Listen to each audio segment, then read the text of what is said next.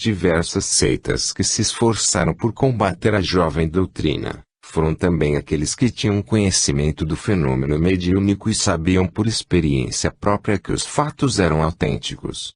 Vemos essa posição no Barão de Gudenstubbe, no seu hoje raríssimo livro Réalité des Esprits, e vemos igual posição nos escritos e pronunciamentos até de médiuns que, como ninguém mais, deveriam estar preparados para corroborar a doutrina revelada a Kardec com os exemplos abundantes suscitados pela prática mediúnica. Está neste caso o médium Daniel Douglas Home. Há muito andávamos à procura de seus livros. Localizamos um deles na preciosa biblioteca da Federação Espírita Brasileira. O original inglês chama-se Lights and Shadows of Spiritualism. Luzes e Sombras do Espiritualismo. O exemplar da FEB, a tradução de Henri Laluberne para o francês, sob o título Les Lumières et les Ombres du Spiritualisme, datada de 1883. Baseia-se no original inglês escrito em 1876. Ao ser publicado o livro de Home, fazia 19 anos que saíra o Livro dos Espíritos e apenas 7 anos que desencarnara Kardec. A obra tem, pois, o valor de um depoimento pessoal, retrato de uma época difícil para o espiritismo em que, a despeito da sua rápida expansão no seio da classe média, a doutrina enfrentava a terrível campanha de oponentes de muitas cores, tendências e propósitos. Uniam-se nessas lutas contra o espiritismo correntes religiosas e agnósticas, materialistas e crentes, e até médiuns. A prática mediúnica desordenada e descontrolada se desenvolvera fantasticamente, porque sob o impacto da novidade diante do insólito dos fenômenos suscitados, toda a gente queria ver espíritos, conversar com espíritos, receber mensagens, dar notícias, pedir informações, buscar conselhos, solicitar curas de seus males e resolver problemas humanos, sem nenhum conhecimento doutrinário orientador. Funcionou aí, também, a velha lei econômica da oferta e da procura. O assédio aos médiuns foi tão intenso que a mediunidade tornou-se rendosa. Ainda que o médium não procurasse ficar rico, pelo menos gostava da projeção e da fama que alcançava facilmente. Se as faculdades lhe eram retiradas, aprendia a forjar os fenômenos, a fingir comunicações, enfim, a enganar o próximo, pois a clientela, pagante ou não, ali estava para ser atendida. Quando começaram a se popularizar os fenômenos de materialização, por exemplo, foi um Deus nos acuda, os médiuns de efeitos físicos eram solicitadíssimos, principalmente pelas altas rodas sociais da nobreza. Todas as portas se abriam e os acolhiam principescamente. Os grandes médiuns se hospedavam em palácios e levavam uma vida mansa e farta, adulados, cercados pela admiração de gente importante, imperadores, reis, príncipes, poderosos de toda sorte e damas da nobreza e da riqueza. Com o conhecimento que hoje temos da doutrina e com a experiência que se acumulou ao longo de todos esses anos, é fácil imaginar as enormes tolices que foram cometidas em nome do espiritismo, mascaradas de espiritismo ou supostamente acobertadas pelo espiritismo. O livro de Home é, pois, um testemunho valioso dessa época. Ele próprio, a despeito de suas notáveis faculdades, sua mediunidade era multiforme não compreendeu Kardec, nem aceitou a sua doutrina, que combateu energicamente. Foi, no entanto, um médium honesto no exercício de suas faculdades, prestou-se docilmente à experimentação científica, trabalhava às claras, sem mistificação, e jamais foi apanhando em fraude. Quando os espíritos lhe anunciaram certa vez que sua mediunidade seria suspensa por um ano, e foi retirou-se discretamente, recusando-se a qualquer prática fraudulenta para manter-se em evidência. O próprio imperador da Rússia, que desejava conhecê-lo, foi fielmente informado pelo médium de que suas faculdades haviam sido retiradas. O imperador, muito diplomaticamente, mandou dizer-lhe que desejava conhecer o homem e não apenas o médium, no que foi gentilmente com alegria atendido por um Home extremamente lisonjeado. O livro de Home apresenta um esboço histórico das antigas crenças da humanidade, desde o tempo dos caldeus, babilônios e egípcios até gregos e romanos, passando pela Índia e pela China, estudando, em algumas páginas breves, as crenças dos judeus e depois o cristianismo. Entra, a seguir, na apreciação do espiritualismo moderno, em cujo terreno se sente mais à vontade. Home é um autor inteligente e dono de razoável cultura. Sem ser um escritor no verdadeiro e amplo sentido da palavra, expõe suas ideias com facilidade e, às vezes, com certa veemência. As farpas do estilo ele as reserva para Kardec e sua doutrina, principalmente para a reencarnação, que combate tenazmente, com argumentos insustentáveis e até infantis. Veremos isso. Sente-se na obrigação de escrever o livro, como um testemunho pessoal, cuja autoridade se apoia na sua experiência de longos anos de prática mediúnica. Ao escrevê-lo, em 1876, estava com 43 anos de idade e viveria ainda mais 10. É, pois, uma obra destinada a colocar as coisas no seu devido lugar, tal como ele, Home, entendia que deveriam ficar. A ideia de escrever esse livro não foi bem recebida por vários de seus amigos, enquanto outros apoiaram, invocando a autoridade de que ele se achava investido para opinar sobre a matéria. Seu famoso amigo William Crookes fugiu na franqueza algo rude ao dizer-lhe, sem rebuços, duvido que um livro como o seu possa prestar grandes serviços. Os médiuns, você sabe, são muito ciumentos uns dos outros. Ora, uma acusação, por mais bem provada que seja, do momento em que seja levantada por um médium contra outro médium, torna-se, por esta simples razão, duvidosa, é posta, logo de início, na conta do ciúme e perde seu valor. E por aí vai. Home, no entanto, deixou-se convencer pelos que apoiavam seu projeto e meteu mãos à obra. Depois da exposição histórica e de uma breve apreciação do espiritualismo moderno, o autor, já no capítulo 6, intitulado Ilusões, entra na apreciação da balbúrdia em que se encontrava o exercício da mediunidade no seu tempo e dos médiuns que se perdiam em fantasias e induziam tantas pessoas à prática de loucuras e infantilidades. Dois desses profetas, ambos ex-reverendos protestantes, cometeram os maiores desacertos. Chamava-se um J. D. Scott e o outro T. L. Harris. Mantinham em Auburn, Nova York, um círculo mediúnico a que deram o nome de The Apostolic, o Apostólico, onde pontificava como médium uma senhora Benedict. Os espíritos manifestantes se diziam todos pertencentes aos primeiros anos da era cristã, tendo vivido na Judéia. Dentro em pouco havia um boletim para divulgar as ideias dos espíritos que, declarando-se seres sobrenaturais, portadores de uma revelação superior, conseguiram criar uma seita fanática, cuja sede fizeram deslocar-se para Mountain Cove, na Virgínia, onde uma comunidade foi fundada para dar início à Idade de Ouro da Fraternidade. Dentro de algum tempo, Scott, cuja ambição fora crescendo incessantemente, declarava ter visto o próprio Deus face a face. Tornara-se seu médium absoluto, dizia.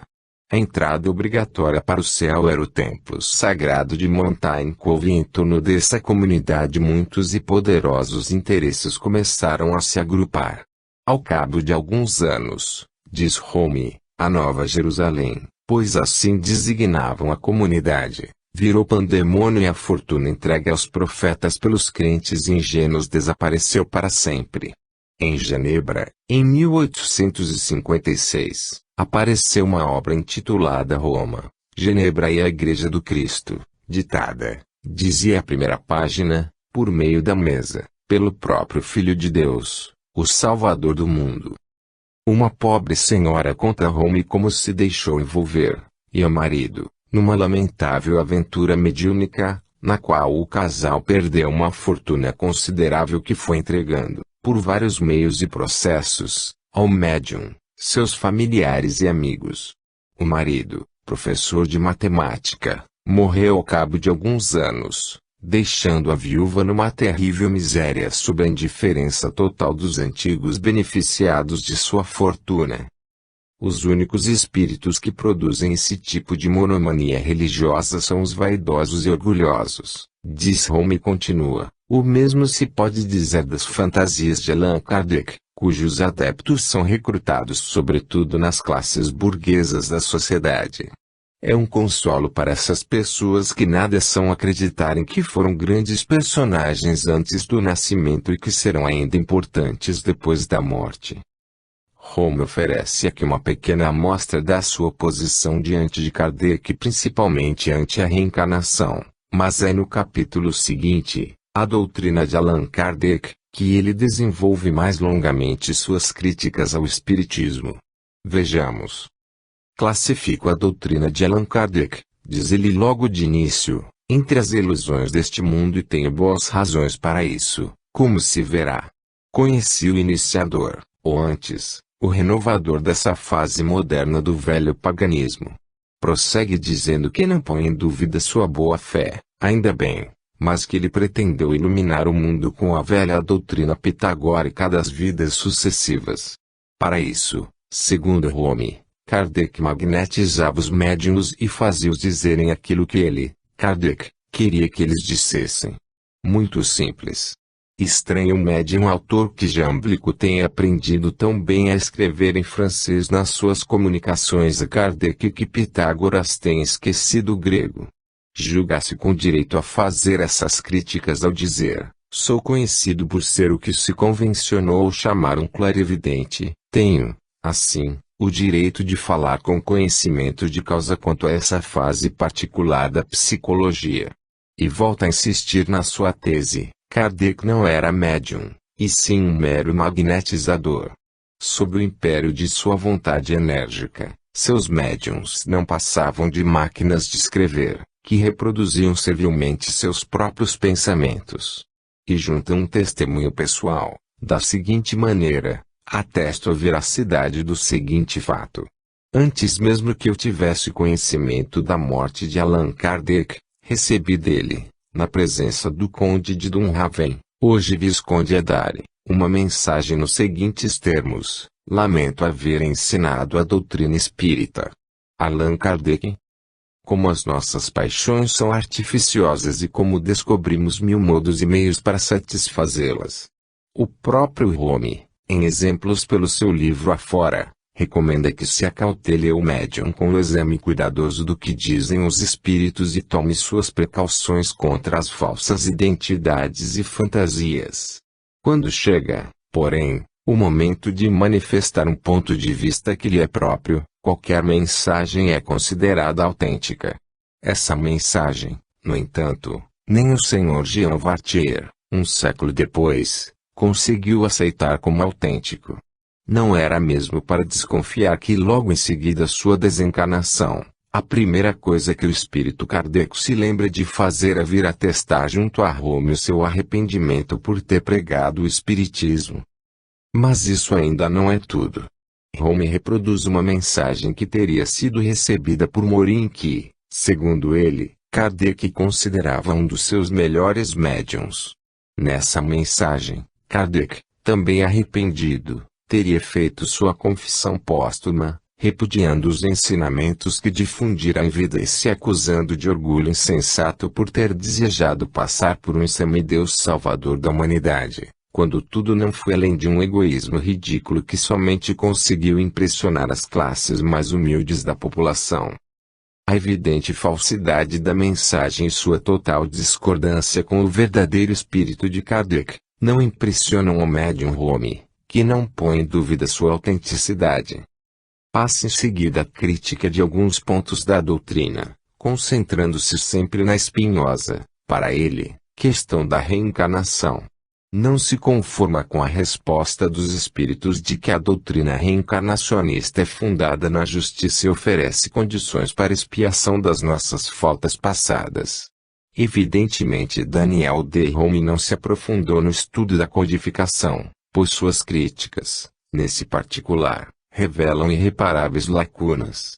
Para Rome, Kardec pregou que a conquista do céu se dava através do baralhamento total da identidade das criaturas através das encarnações sucessivas e que a ordem que reina em toda parte na natureza não encontra a sua contrapartida no mundo dos espíritos.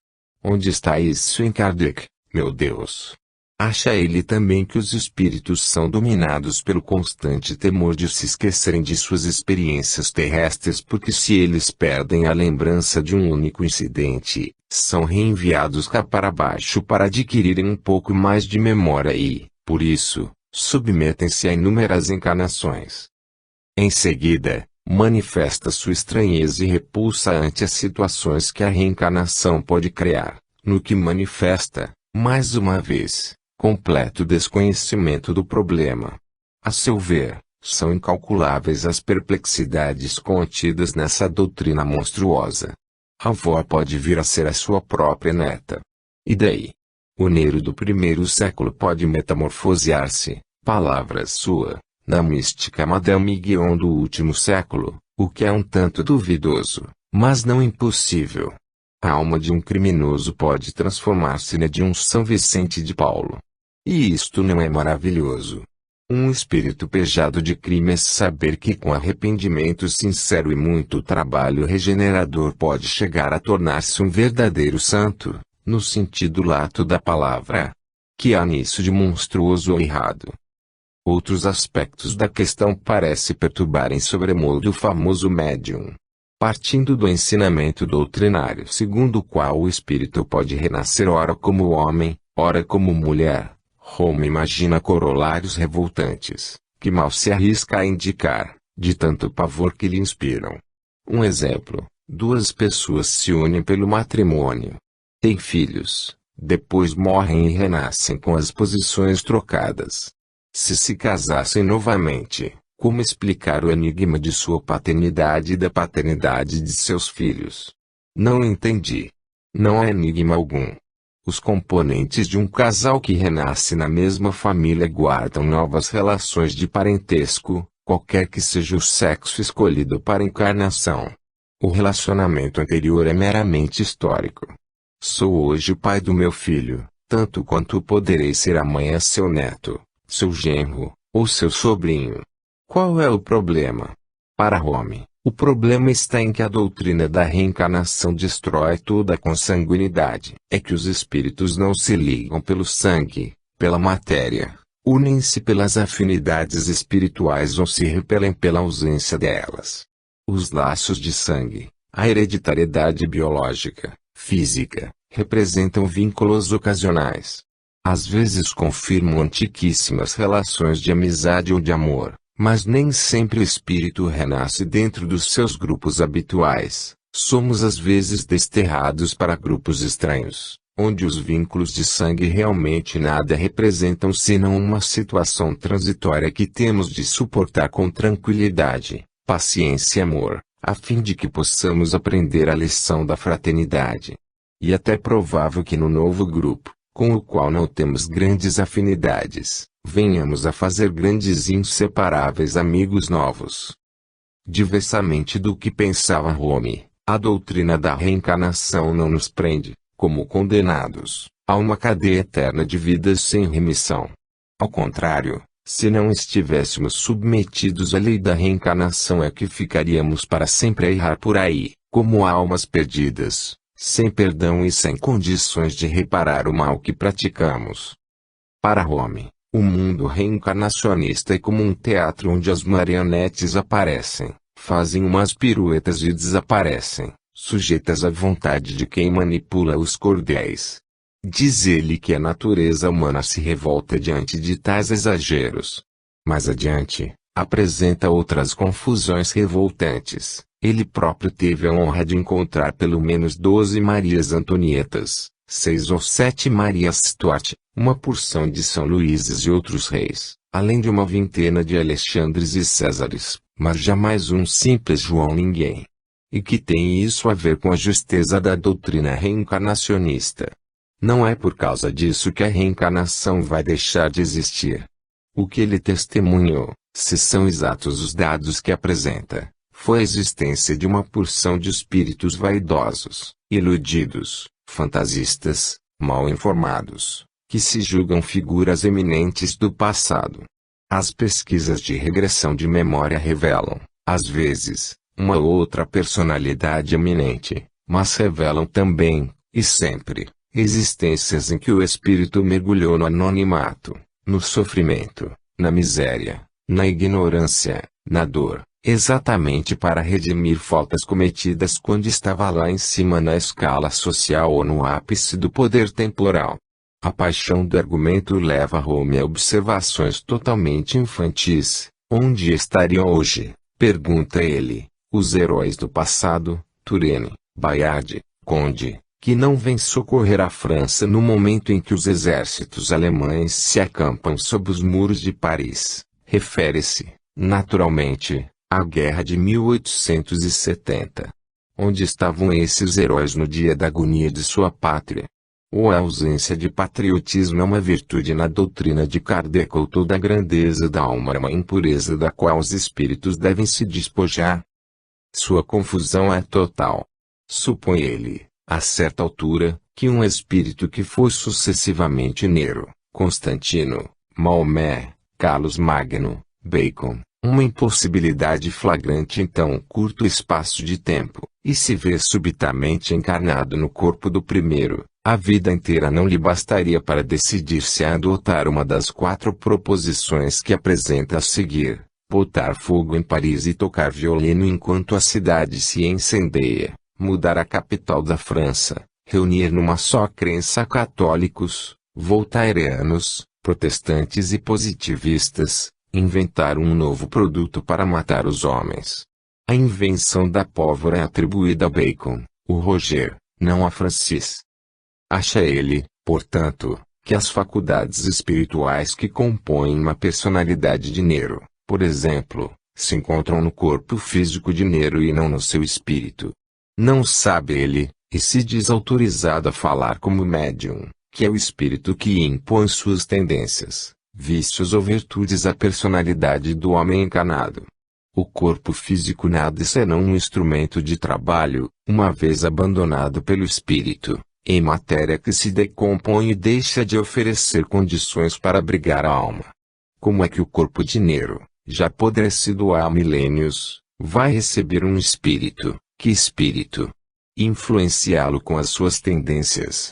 Além do mais, decorridos tantos séculos, é de esperar-se que Nero já esteja bastante diferente do que foi, pela evolução irreversível da alma através do tempo.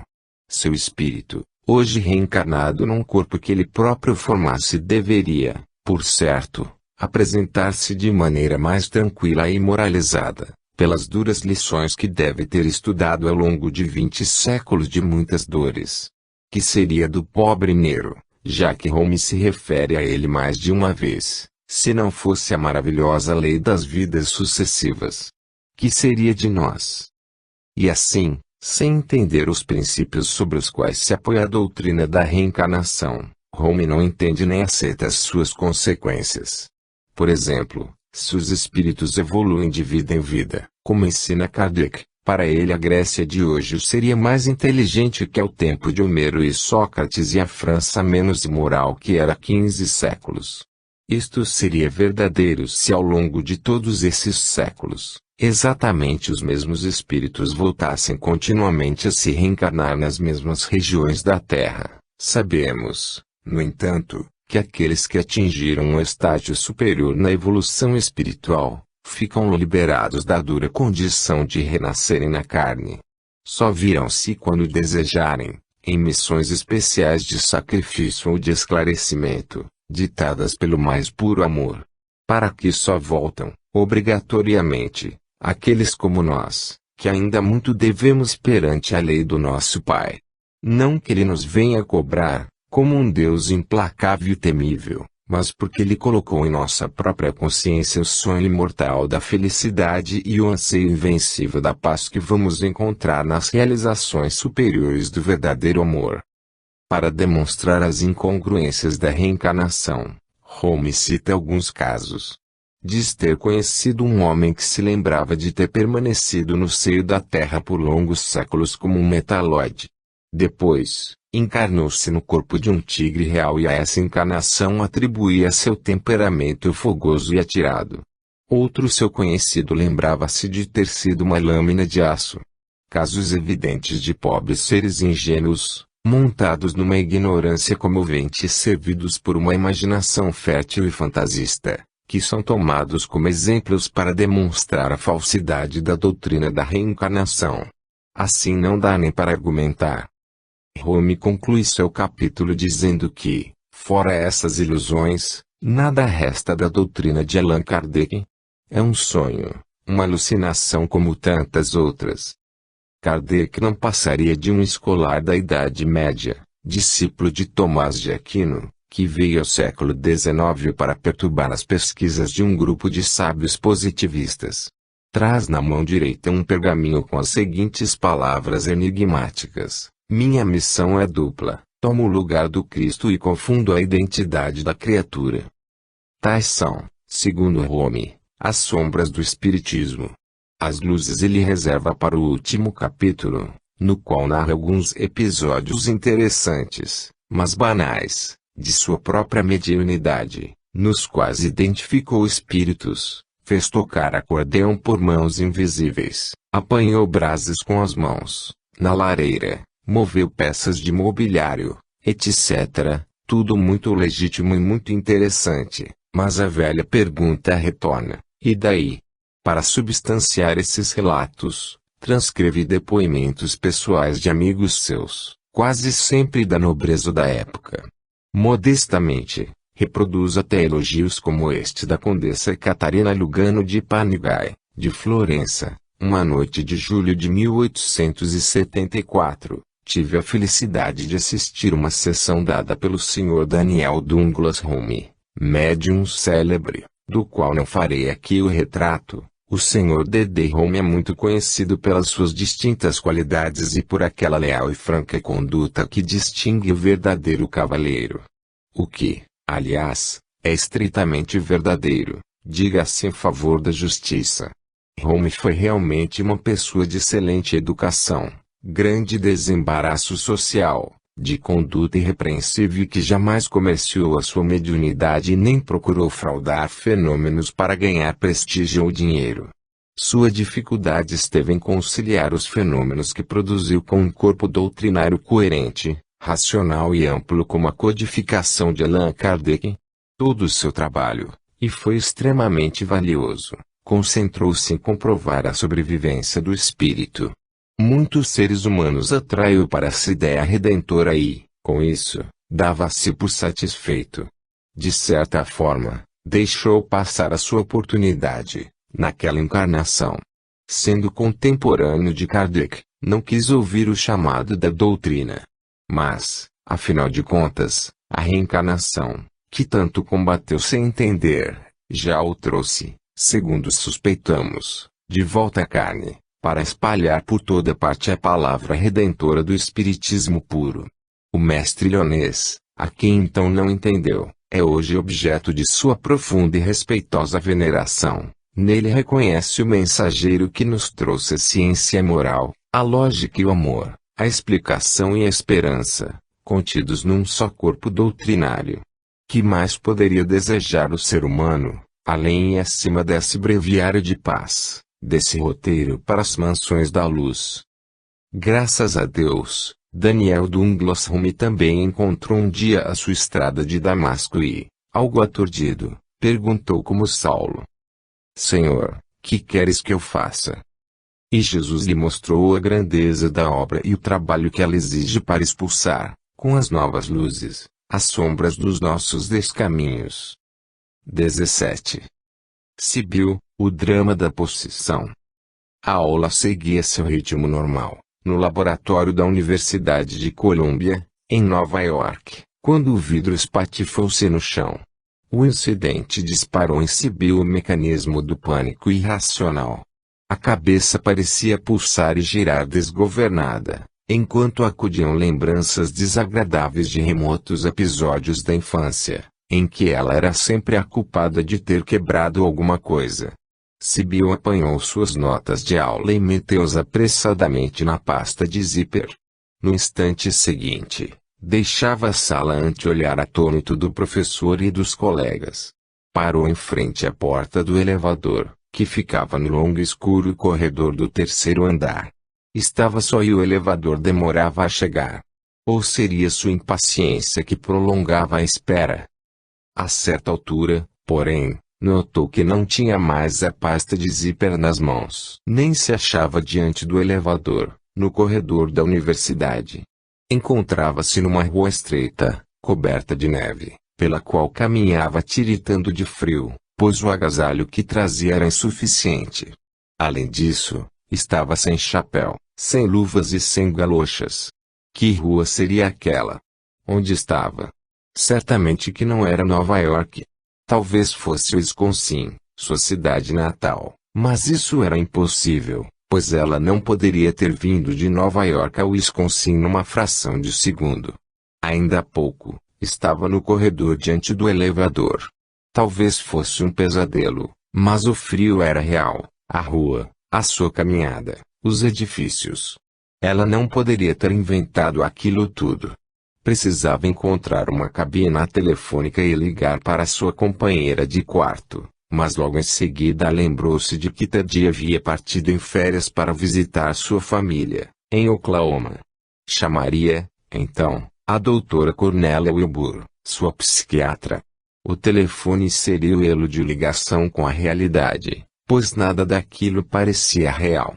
Continuava a andar sob a neve que caía implacavelmente. Seus pés e suas mãos estavam gelados. Era preciso continuar andando, ao longo da rua escura, fria e desconhecida, onde aqui e lá passavam vultos furtivos e silenciosos. Sibyl parou junto a um poste de iluminação e abriu a bolsa. O conteúdo apresentou também algumas intrigadoras surpresas.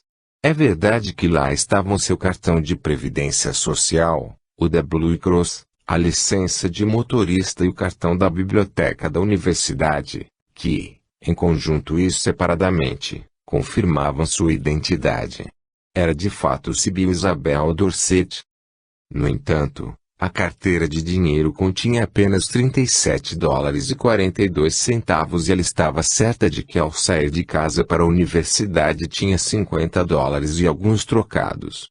Como gastar os $13? Será que pagar alguma passagem a fim de viajar para aquele estranho lugar? Que acontecera entre a espera do elevador e aquele momento, ali na rua gelada? A chave do seu apartamento também estava com ela. Mas havia outra, presa a uma etiqueta avermelhada, com um número gravado, 1113. Evidentemente, era uma chave de hotel. E daí? A confusão aumentava. Continuou caminhando ainda mais desorientada. Num posto de gasolina, encontrou um telefone, afinal, mas não funcionava. Serviu, porém, para identificar o lugar, pois o catálogo era de Filadélfia, cidade que ela visitara muitas vezes. A chave poderia, então, ser do Hotel Broadwood, onde costumava hospedar-se. Mas seria mesmo? As perguntas eram muitas e o medo crescia, enquanto ela tomava um ônibus desgarrado. Saltou na esquina do hotel, já reconhecendo o local e os edifícios. Em frente, comprou um jornal. Estava datado de 7 de janeiro de 1958. Não era possível, havia algum engano. Comprou outro. Não tinha dúvida, era mesmo 7 de janeiro e, no entanto, ela deixara o laboratório da universidade no dia 2. Perdera 5 dias da sua vida sem saber como, nem onde, nem porquê. A mulher da portaria recebeu-a preocupada e maternal, lamentando que ela tivesse insistido em sair com aquele tempo miserável. Recomendou-lhe que se recolhesse ao quarto, tomasse uma refeição quente e não saísse mais, por favor. Sibyl subiu para o 11º andar, abriu a porta cautelosamente, depois de muita hesitação e temor. Não tinha ninguém, felizmente. Tanto quanto sabia, jamais havia estado naquele quarto e, No entanto, obviamente ali viverá durante 5 dias, do contrário não estaria na posse da chave nem seria reconhecida pela senhora da portaria. Precisava falar urgentemente com a doutora Wilbur, em Nova York. Enquanto pedia a ligação interurbana, viu sobre a cômoda sua pasta de zíper. Desligou o telefone e levantou-se. A pasta continha suas anotações de aula. A um canto da cômoda, encontrou uma nota de compra, um par de pijamas adquirido na Mayflower Shop, 5007 Warren Avenue, por $6,98. Que pijamas seriam aqueles que ela jamais vira? Depois de longa procura, achou-os pendurados atrás da porta do banheiro. Evidentemente alguém tinha dormido com eles, pois estavam amarrotados. Nesse ponto, Sibyl tinha uma só certeza: regressar prontamente a Nova York e procurar a doutora Wilbur. Regressar enquanto ainda era Sibyl Isabel Dorset, pois de um momento para outro, sem saber como nem porquê, poderia apagar novamente e vaguear pelo mundo em busca de si mesma. É uma longa, dramática e dolorosa história de Sibyl e está narrada num livro muito bem escrito por Flora Rheta Geiber Sibyl, publicado por Henry Regner Co., Chicago, 1973, $8,95. Desde criança Sibyl sofrera dessas ausências, que poderiam durar dias, semanas, meses e até anos inteiros. No decorrer desse tempo perdido, 16 personalidades distintas se apossavam alternadamente de seu corpo, cada uma com suas bem definidas características. Uma dizia chamar-se Victoria Antoinette Chaleal, apelidada Vicky. Era muito segura de si, sofisticada, loura, atraente. E também Marcia Lynn Dorset, que falava com sotaque inglês, ou Vanessa, intensamente dramática e extremamente atraente, ou, ainda, Mickey Dorset que, juntamente com Sid Dorset, formava a dupla masculina de personalidades. Eram ambos hábeis carpinteiros, sendo que Mickey se dizia empreiteiro de obras. Diferiam, porém, na aparência física. A variedade é enorme, como também os contrastes. Havia um ou outro traço comum, como o gosto pela arte que ocorreria em várias das personalidades. A solução médica desse complexo problema psiquiátrico absorveu 11 anos e 2.354 sessões com a doutora Cornélia Wilbur. O tratamento começou em 1954. Poucos meses depois, Sibyl entrou um dia no consultório e disse à doutora Wilbur: "Alô? Eu sou o Vicky. Sibyl estava doente hoje, por isso eu vim em seu lugar." Começava a desenrolar-se a trama. Sibyl teve uma infância difícil, sobrecarregada com exagerada cota de angústias, traumas, punições e ausência de afeto, clima fértil para a eclosão dos mais terríveis complexos e frustrações, especialmente para uma criança sensível e inteligente. Sibyl tem o QI bastante elevado de 170, é pelo menos o que vê a ciência oficial. O espiritismo vê, em casos como esse, outras angulações, como o pesado lastro de um passado culposo, os inescapáveis compromissos de espíritos em reajuste perante a lei tantas vezes desrespeitada, as ligações antigas de grupos espirituais que repetem experiências e erros, agravando dores em vez de libertarem-se delas. Colocada entre a mãe extremamente dominadora e evidentemente desequilibrada e um pai algo apático, Sibyl cresceu numa atmosfera surrealista de aflições e perplexidades inacreditáveis. Muitas das cenas que presenciou ou das que sofreu na própria carne são irreproduzíveis, tal o seu teor de impressionante e alienada perversão e responsabilidade. Não deve ter sido fácil a tarefa de escrever este livro denso e terrível. Durante 10 anos, a autora estudou o caso, consultou notas, ouviu gravações, conviveu com a paciente e a médica, levantou o passado de Sibyl e acompanhou o desenrolar do drama aflitivo de um ser que busca sua própria identidade no labirinto de ausências, de invasões em sua personalidade, de enganos, de terrores ante a perspectiva de perder completamente o juízo. Nas primeiras entrevistas como médico, ainda em Omaha, Sibyl queixava-se das suas estranhas ausências, durante as quais perdia completamente a memória. Às vezes, por exemplo, não guardava lembrança alguma do que acontecera no consultório. De outras vezes, lembrava-se de ter entrado no elevador, mas não no consultório médico, ou então via-se entrando mas não tinha lembrança de ter saído. Em outras ocasiões, passava pelo vexame de encontrar pessoas que insistiam tê-la conhecido sob circunstâncias que ela ignorava por completo.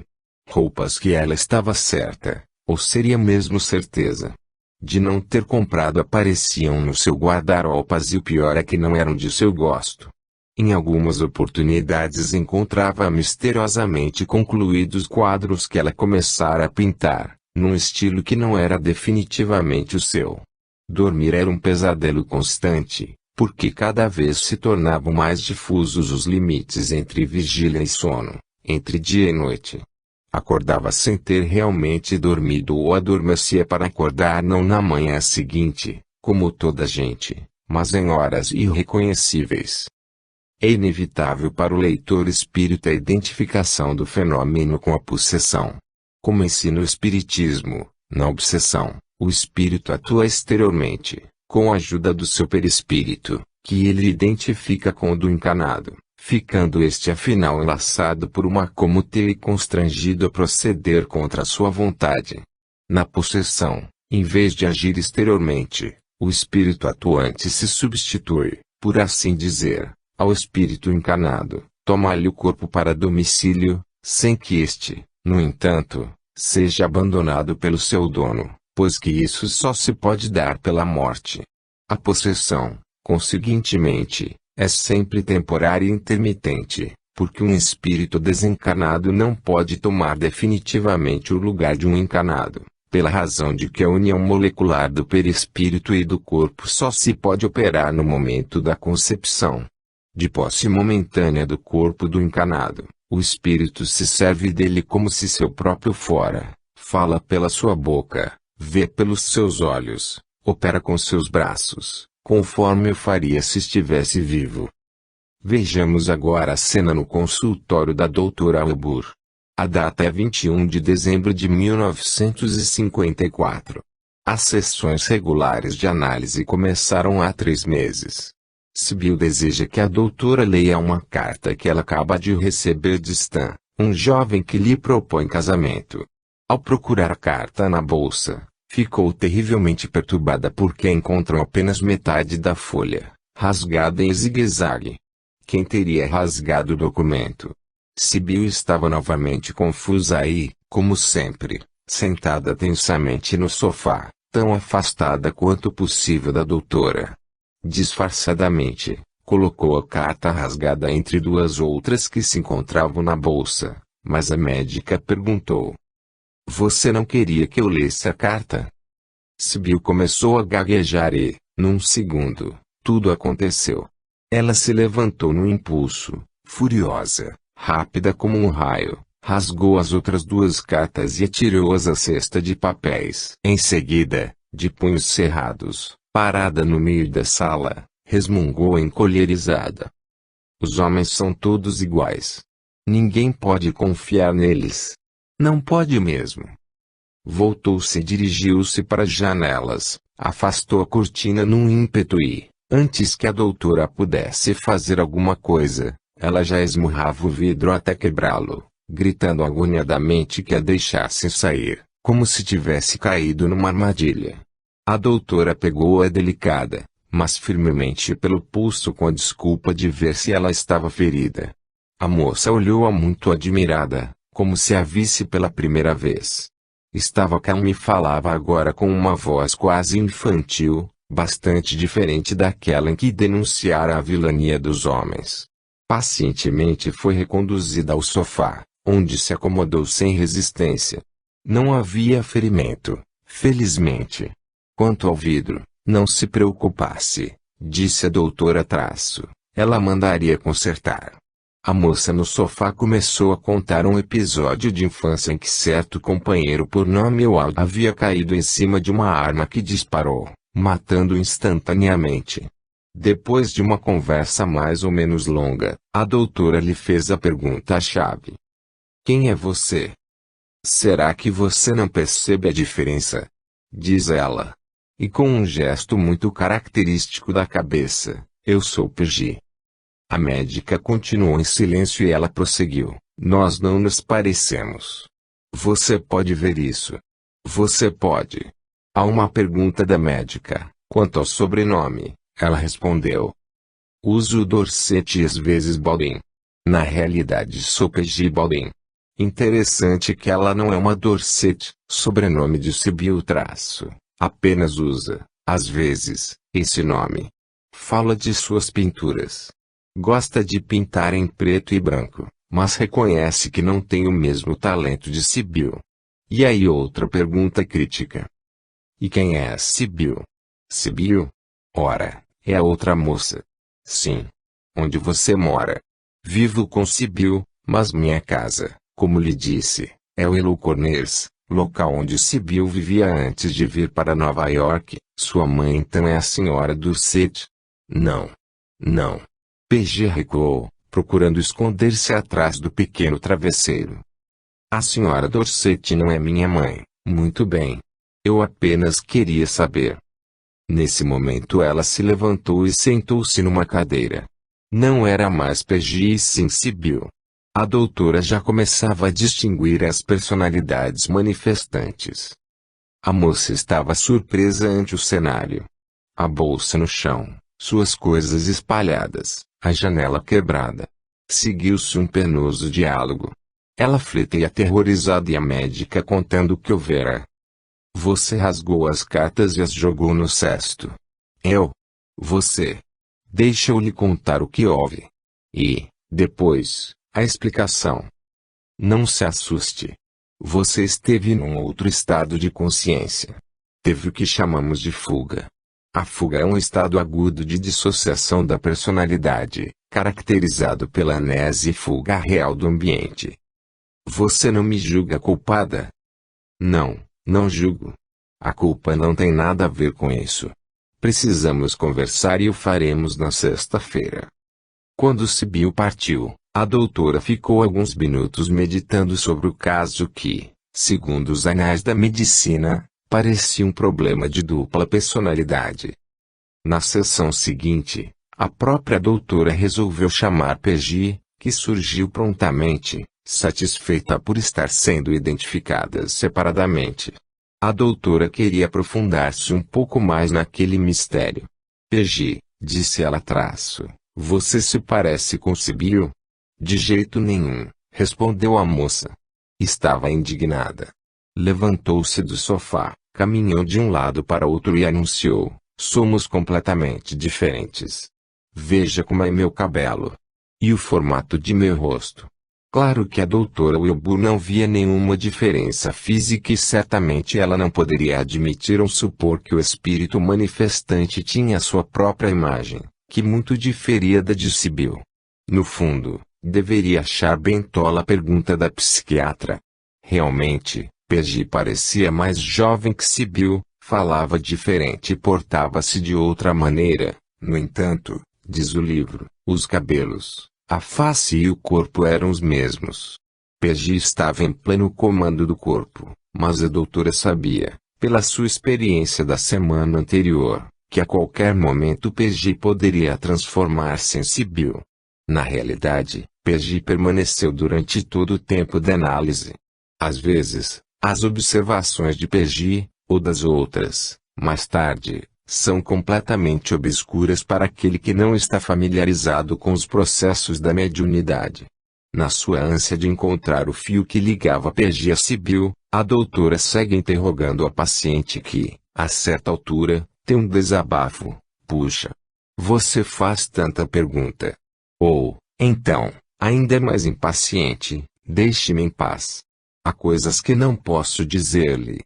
Simplesmente não posso. É como os guardas em torno de um palácio. Não podem sorrir.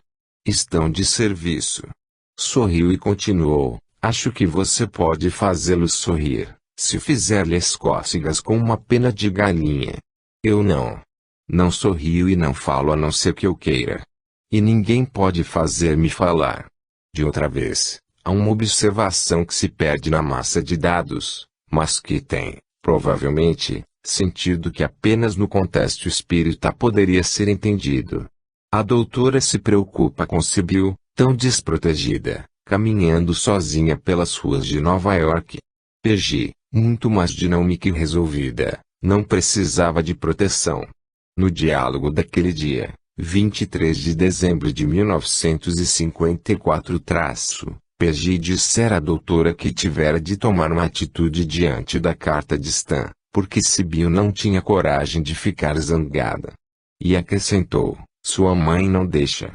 Eu sei que é pecado ficar com raiva, mas as pessoas ficam zangadas com frequência. Curiosa expressão essa, sua mãe não deixa.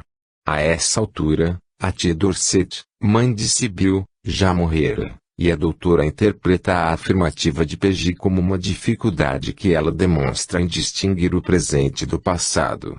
Há, porém, outra explicação. Estaria o espírito da mãe ainda tentando dominar a filha? Será que realmente PG estava pensando em termos de passado, quando a mãe ainda encarnada sufocava a personalidade da filha? Que bom seria se tais casos fossem também submetidos ao exame de um psiquiatra espírita. A doutora Wilbur imagina que a personalidade secundária de PG é apenas uma defesa de Sibyl contra os súbitos acessos de raiva. Enquanto isso, PG, na rua, pensava, divertida, como é que aquela simpática doutora de cabelos vermelhos a confundia com Sibyl. Será que ela não via que eram diferentes? E riu alto, chamando a atenção dos passantes. PG não estava com a menor intenção de ir para casa. Andou ao acaso, vendo vitrine e gozando sua liberdade, sonhando seus sonhos no corpo da outra. Ao entrar num grande edifício, leu um letreiro: Pennsylvania Railroad. Era a estação central da estrada de ferro. Que bom dar um passeio, pensou.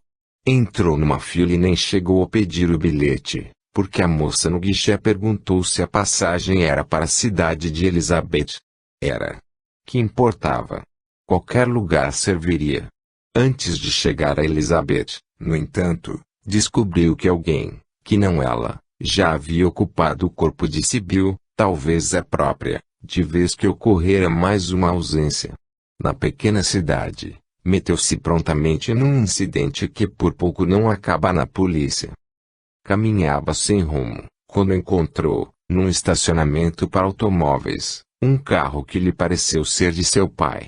É preciso esclarecer que PG estava certíssima de que o pai de Sibyl era também o seu.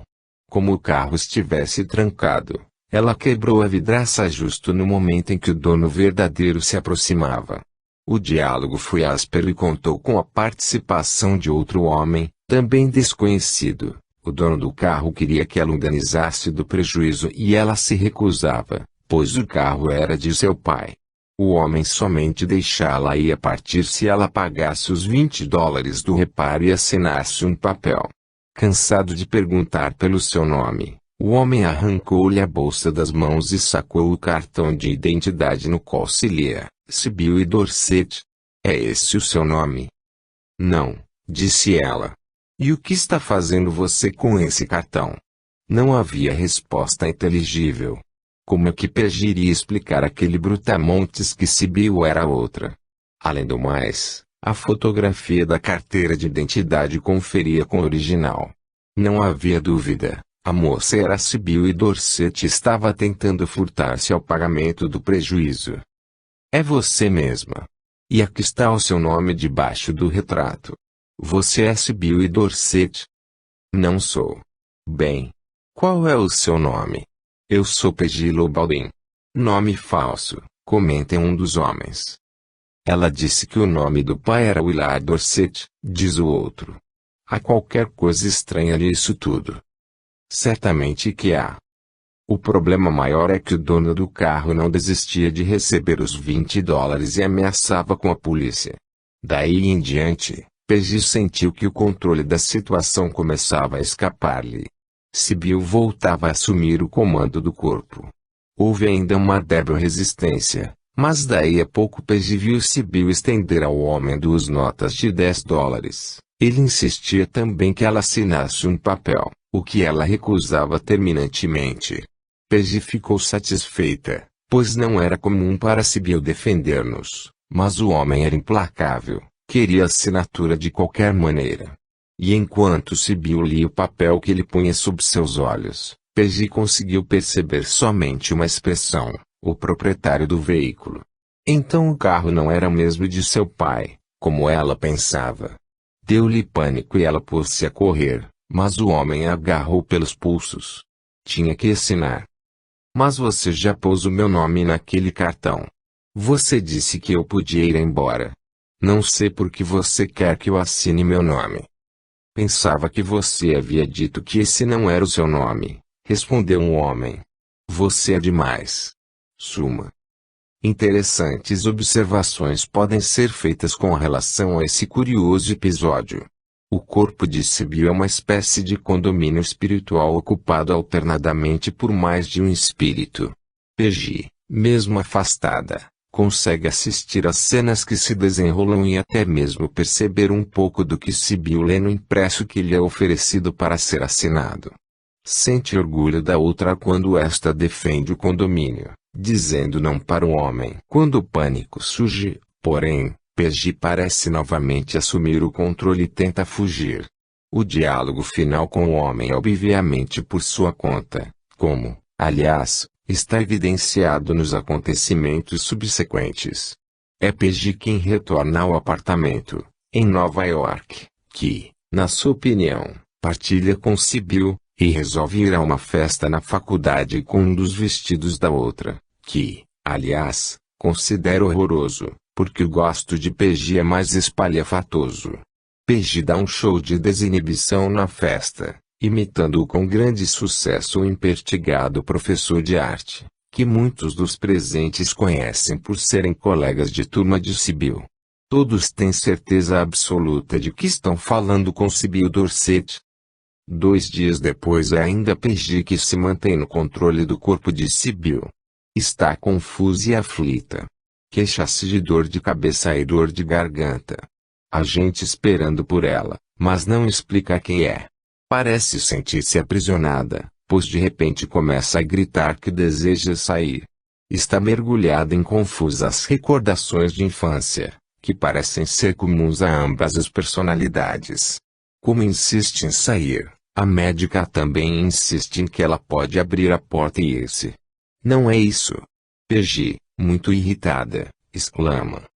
Não. Não posso. Por que é que você não entende? Depois de um longo e agitado diálogo, prossegue a autora do livro. De repente, Peggy ficou silenciosa. Em seguida, desapareceu. Sentada no lugar de Peggy estava Sibyl. Tive outra fuga? Pergunta Sibyl, tão prontamente quanto conseguiu afastar-se da médica. Estava assustada e aflita. Até esse ponto, Sibyl nada sabia de Peggy, pois é evidente que Sibyl não traz para a vigília, quando desperta no corpo, as lembranças da atividade que Peggy desenvolve com seu corpo físico. Quando a doutora Wilbur decide contar a Sibyl algo sobre Peggy, esta emerge rapidamente e, como se aceitasse a prévia sugestão da médica, levanta-se, abre a porta e se vai embora. A doutora Wilbur não tem mais dúvida de que se trata de um caso de dupla personalidade. Peggy e Sibyl partilham o mesmo corpo, mas possuem memórias, atitudes e experiências diferentes. As vozes são diferentes, a dicção, o vocabulário, a cultura. Que fazer? Falar de Peggy e Sibyl provocava, segundo a doutora, a dissociação que justamente ela deseja curar. Em 16 de março de 1955, a doutora Wilbur teve nova surpresa. Era impossível saber se a paciente que esperava lá fora era a Sibyl ou Peggy. Quando o cliente anterior se retirou, a doutora Wilbur abriu a porta e viu a moça sentada, tranquilamente, lendo uma revista. Ao ver a médica, levantou-se prontamente, caminhou ao seu encontro e disse amavelmente: "Bom dia, Dr. Albur." Não era Peggy, evidentemente. Peggy não lia e não ficava sossegada, nem tinha aquela voz. Seria talvez Sibyl, mas esta nunca tomava a iniciativa da palavra e jamais sorria assim tão